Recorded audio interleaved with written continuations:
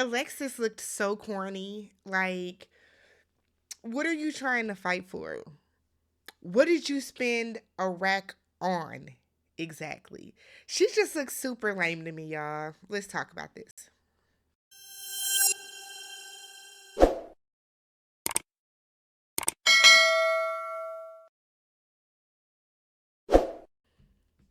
What's up, everybody? Welcome back to the channel. I'm Tammy. This is Tammy Talks. Let's talk Ready to Love Season 9, The Reunion Part 1. So, Ready to Love, they have so many things they need to fix about this show. The reunions. So, they need to get a true moderator in. Tommy doesn't ask any really follow-up questions. He doesn't probe. He does not try to go any deeper. It's almost like Tommy has cue cards on what he needs to get through, what the bullet points are, and he's trying to rush through them so we can fit everything into these 2 hours. So much of this reunion was wasted. A lot of it was just wasted. But let's talk about some things. So it starts off with Tommy asking them how they felt about having the two separate mixers. Dominique said he didn't like it. He didn't like that a lady was sent home before he could meet her. He didn't trust the other guy's judgment. The two mixers is a great idea, but nobody should have been sent home. Nobody should have been sent home. You have the two mixers, right? You have another mixer where everybody meets and everybody can hang out and everybody gets to know each other. Let everybody get to know the connections with everybody else, right? So we've had 3 mixers at this point. So then, so then, the next week you introduce the lounges, the ladies' lounge, the men's lounge. From there you decide, or from there, you don't even tell them if anybody, you tell them each that they're going to send somebody home. The women are going to send the guy home. The guys are going to send a woman home. The formatting of the show has to change.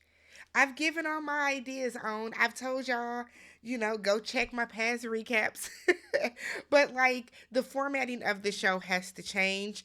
It doesn't make sense and it's clearly not working. Okay?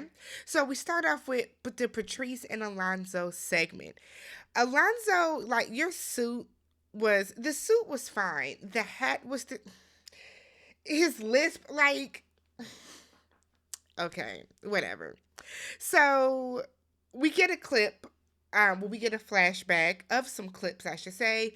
And one of the clips that like troubled me was Alonzo wanted Patrice to feed him like he was a child. So he literally wanted her to like open up, and it's like, nigga, what? Why do you? Okay, I get maybe it's goofy, whatever the case, that would have turned me completely off from him. So, Patrice said that they were supposed to be exclusive. After they chose each other, they decided, hey, we're going to be exclusive. We're going to be committed to one another. He gave her a key to his apartment, I guess right away, which I was like, wow, okay. So she then said that, even though he told her, you're the only one I want, only one I need, only person I got eyes for, that wasn't the case. So she said 3 days later, 3 days later, y'all, okay? However you do your threes. Can we do the, did I do that one? 3 days later, however you do your threes, 3 days later, she popped up at his apartment and caught him with another woman. I said, Jesus. So Alonzo said that it was one of his friends that came over. He said his Jeep was messed up and he needed to go get some groceries. He said that Patrice popped up in a different car than she usually drives, so she did a drive-by at 10 p.m. Y'all be going grocery shopping that late? I have before, so I'm not even gonna lie. I have definitely gone grocery shopping that late before, but oh, never mind. But it's not something that I do often, like at all, to be real. I'm more of a wake up 6, 7 a.m. in the morning, and I'd rather go grocery shopping at that time. So Alonzo said that this was just a friend girl, and I can't stand when people say that, but this was a friend girl, and this is somebody that he's never messed with, he's not messing with, said he's not playing with anybody's feelings. Alonzo then proceeds to attempt to gaslight not only Patrice, but Tommy, but everybody else on stage, along with the rest of us, the viewing public. So Patrice is like, okay, I met up with the girl and she told me everything. I found out that they slept together in May. I said, so Alonzo was like, yeah, we did sleep together in May, which apparently was during the process. Alonzo then goes on to say, but we only had sex one time. No, it was just the once. And I'm like, that really doesn't matter. So Tommy is telling him that you can't have a girl that you used to mess with take you to get things you need. Why didn't you just call Patrice? Alonzo's grown 30 something year old ass feels or does not understand why he cannot have somebody that he used to sleep with come pick him up at 10 o'clock to go get groceries as opposed to calling the woman he is involved with. Alonzo doesn't understand this. Patrice said that there are 3 women that he has been messing with while all at the same time while during this process, which has caused him to get STD testing. Said he no longer has a chance in hell with her. Alonzo goes to the confession booth, the truth booth, and said that he feels it's bogus that he can't be friends with a woman that he has messed with. This is too easy, right? There's no need to get loud and rant and rave about this. This is too easy. Alonzo was a clown, right? When you are 35 years old, for you to not understand for you to not understand why it's gonna come across a way for you to have a woman that you slept with a couple of months ago come pick you up to go get groceries at 10 o'clock at night when you have somebody you just committed to 3 days ago. It's almost like Alonzo gave her the key so that he could get caught. You know what I mean? It's almost like he gave her the keys so he could get caught. Maybe Alonzo didn't truly want to find love in this process.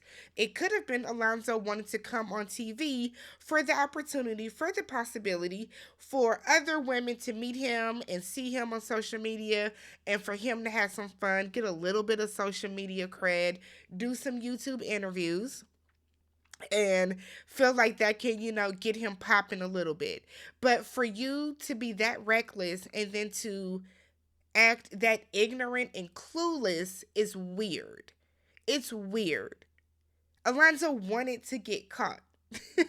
No part of me believes that this is just somebody. I don't. Nah. Like, you look as silly stuttering. It was like you're stuttering. Like, you looked a fool up there. On top of the loud suit and the hat. Oh, God. So we then talk Will. So we have Will on the couch with Koshia, Patrice, Mika, and Alexis. So we talk about how Will was quote unquote sleeping on the floor.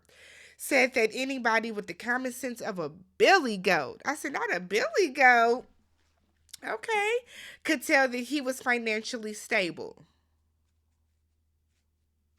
Here's my problem with that. Not a problem with that. Here's my stance on that. Anybody can look financially stable. It doesn't mean they are. You know what I mean? I know some people that you could look at them and think that they have their lives 1,000% together. And because I know them, I know they're living pillar to post, check to check. So You know what I mean? I thought, I don't know, something about Will.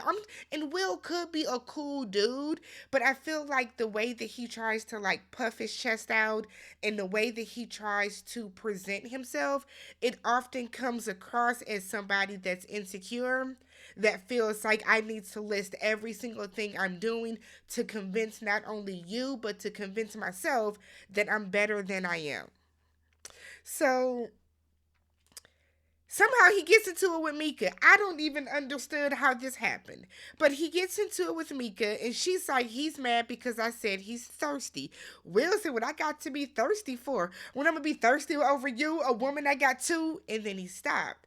I said, so because she got two kids, that don't mean you can't be thirsty for her? That doesn't even make sense. So Mika is like, go ahead and say it. He said, you just a baby mama with your tubes tied. I said, Justin, with her tubes tied. Now look, for him to put that shit out was sassy as fuck. I don't care what y'all say. Every time that we get to the Ready to Love reunion, these people come out here and they start throwing slugs. The same way that last year Tequila was talking about God, what was his name? Talking about old boy's finances and talking about that he filed bankruptcy and all this kind of stuff. That shit is lame. The fuck are you telling the world she got her tubes tied for? How do you know she got her tubes tied? I think that's a bigger question. But maybe she told him. I don't know. But if she told them, then how was she, you know what? It can be reversed. It's not the best idea, but whatever. It was still very sassy and just tacky for him to yell that out. She said, well, you're unattractive, bad built, and little. I said, not bad built. He tells her, you bad built too. You got a BBL. Your body ain't real. She said, well, nigga, your chain ain't real. I said, and then the camera shows us this big ass medallion that's clearly not real. Look. Will came in with way too much aggression because just earlier in your segment, you said that life is good, money is coming in, you're doing great in life. Why do you have so much aggression for these women? If you're that offended that Mika called you thirsty, then you probably were. You probably were acting thirsty. You know what I mean? You probably were. Patrice said that she explains that yeah, I'm the one that said it. Patrice did not know what staging a house meant. Okay?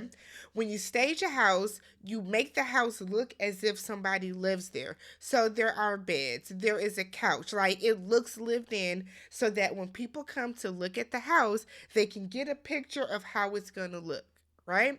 It's always easier when somebody is looking at a house or an apartment to go in and to see it filled, because then you can start to picture, okay, I can put my bed here and I would kind of turn this way. Okay, like it's easier to do it that way than when you walk in and it's just the open space.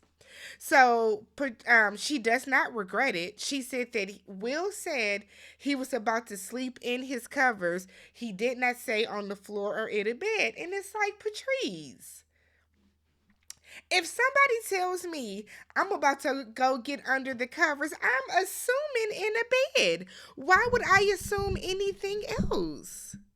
Why would you assume anything other than he was going to get in a bed?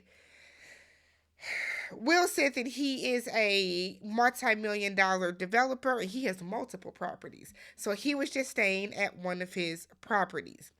Koshia said, well, then Tommy is like, well, Patrice, don't you think that you saying that set a precedent for how the women viewed him? The women on stage was like, nope. The women backstage was like, no. Alexis said that she feels that some of the things Will shouldn't address. or shouldn't be addressed with Will, excuse me. Koshia said that her issue was not so much with Will, it was with Alexis going and telling him things from the ladies' lounge. Koshia said that she wanted to be the one to have the conversation with Will to let him know, hey, you made me uncomfortable because of this, that, and the other. Alexis pipes up and she gets upset, and I don't know what she drank or if she did an upper or what was going on with Alexis, but like you really tried to get this 15 minutes of fame, sis, and you look stupid. You look stupid. Alexis looks stupid from the moment she came out to the moment she stormed off and damn near ran into that fence trying to get out. You made a complete ass out of yourself. So she's down there, and next thing you know, she gets into it with Mika, and I'm like, is Mika mumbling? I didn't hear nothing Mika was saying. So Alexis pipes up and said, Alexis pipes up. Mika then said that the people that left the earliest got the most to say. I ain't heard your voice all season. Now, Mika, that's not true, because remember, she tried to fight Koshia once before, so you've heard her voice at least once. um, so then Alexis is like, Mika and Koshia have half a brain between the two of them. And it's like, why did Koshia just catch a stray? Will takes accountability for what he said about Mika, and Alexis like looks upset that he did. What did you drink? Like, she must have been back there taking like straight shots of gin. Was it moonshine? I mean, like, you were charged up, sis, and for no reason. For no reason. So then Glenn is here. Why? Why? I didn't care anything about Glenn's package. I didn't care anything about it. But what we got from this is Glenn is going to speed date with the ladies for the rest of the evening, and they have a Glenn cam.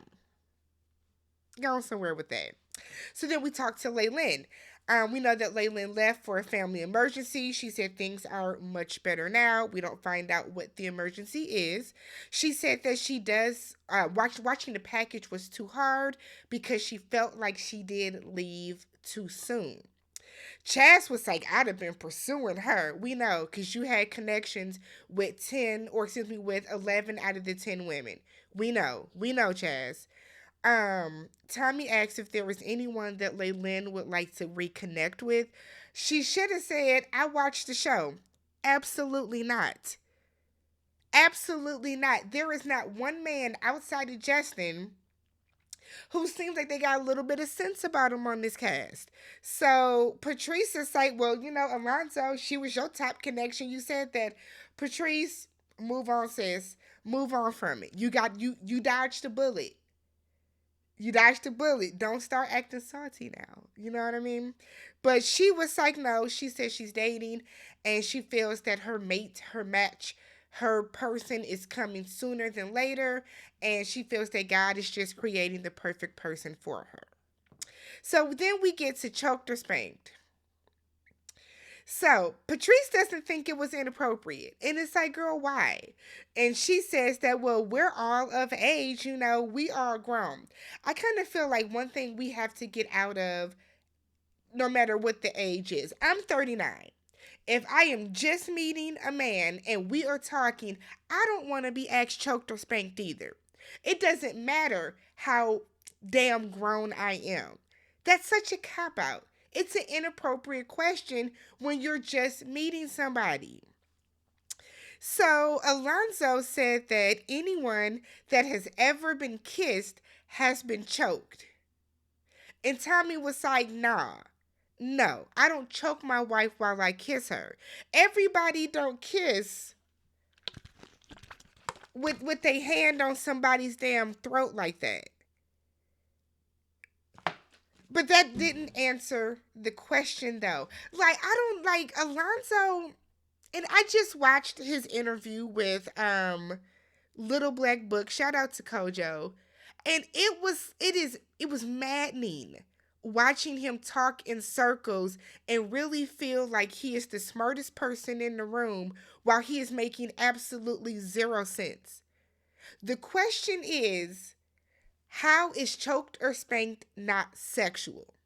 Your response is sure I can answer that because if you're kissing, then you're getting choked at the same time.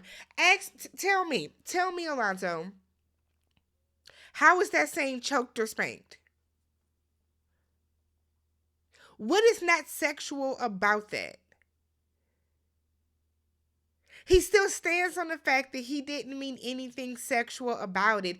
And this is like where I lose respect for people. Because just be a man and just say, you know what? I went too far. My bad. I shouldn't have asked you that. Why try to gaslight her and run the risk of sounding stupid and incompetent yourself? Koshia said that it was sexual to her. So she then says, well, and this is where Koshia lost me. I told Chaz, I told LaRon, because it depends on the person. Koshia, no. No. You got to stand on it. If you feel it was inappropriate, it was inappropriate. Her reasoning then is I should be allowed to not answer if I don't want to. You have that right, Koshia, but like now you're flip-flopping because it went from that's inappropriate to now you just didn't want to answer because you weren't attracted to him. Throw the whole cast away, every single person. These are all awful people. What the hell is going on down in Texas? So they then decide to play a game. We did not need this. There are more pressing things we can be talking about. But they decide to play a game where Tommy is going to read some quotes from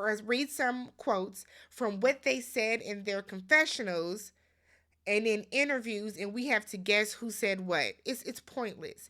But we find out that April shaded the shit out of William for absolutely no reason. Said he looked like the Toys R Us giraffe. It was so unnecessary. That man didn't do nothing to you. And for that to be your first impression, you might be everything they said about you, April, because that was rude. William didn't deserve that. And you could tell his little feelings was hurt, but he rolled with it. So then somehow, I don't even know what the question was, something about a snake. And Alexis said that LaRon is the biggest snake on the cast. LaRon says, remember who you talking to. Nigga, is that a threat? Is that a threat? What you gonna do about it? She remembers who she's talking to. She's talking to you. That irritated me. Remember who you talking to? That's not your fucking child. Wow. Wow. So she calls him a dork. And you know, LaRon is all about image and don't call me, don't call me no simp and don't make me look like a simp. Nigga, you're a dork. And she called you one twice. He then tells her, oh, but you was just throwing your dress on me and whispering in my ear. She was like, who was? She then calls him a dork again. He said you got on cubic zirconia. So Alonzo was like, man, LaRon, chill, trying to calm him down. LaRon and Alexis are still going back and forth, right? Still going back and forth, still going back and forth. Somehow, she gets into it with Justin that's sitting next to her. Alonzo comes over, tries to get Alexis, girl, come on, let's just walk off stage. So she's going back and forth with with Justin. Now she's going back and forth with Alonzo. Somehow, Mika's going to jump in because like that's her dude. So then she tells Mika, I'll whoop your ass. I don't think you will. I don't think you will, Alexis. So now she's like, I'll beat your ass to Mika. So Will then comes and has to carry her out, and he had her hemmed up like a nigga. Like he damn near had it. Is this a full Nelson? He had her ass. He had her all hemmed up by the chest and carried her out. I was like, Alexis, what did you do on commercial break? So she's now in the back saying, I spent a rack on this. I spent a band on this. I spent too much money to be treated like this. What does how much your little outfit costs and your little braided up updo costs have to do with how you acting a fool out on this stage? You called that man the biggest snake on the cast. Is he not supposed to respond to you? People are going to learn you cannot say whatever the hell you want and expect people to not respond back to you. You caused all this chaos, and for what? For you to get carried out like a child having a tantrum in the middle of the grocery store because they can't get the fucking bag of Skittles that they want. Ridiculous. So then she's in the back yelling at production. That PA was looking like, girl, I'm just trying to get by. So then she runs up to the camera. I ain't gonna do this. And she knocking the camera down and giving the finger. Go sit your stupid ass down somewhere. You look a fool. Oh, the secondhand embarrassment I got from this. So Will is trying to get her to not leave, but she leaves, and he's like, "Don't let these people get the best of you. They not. They getting the worst of me. You damn Skippy, they are. We are seeing the absolute worst of you, and the fact that you're proud of that says so much." And then she damn near runs into the fence, but she leaves, I guess. That was part one of the reunion. Nothing got accomplished. Nothing was settled. We didn't move forward with anything. But hey, we got an hour of TV, 40 minutes of actual content. Catch you guys in the next one. Don't forget to subscribe to the channel, thumbs up the video, and leave some comments down below. Have a good night, y'all.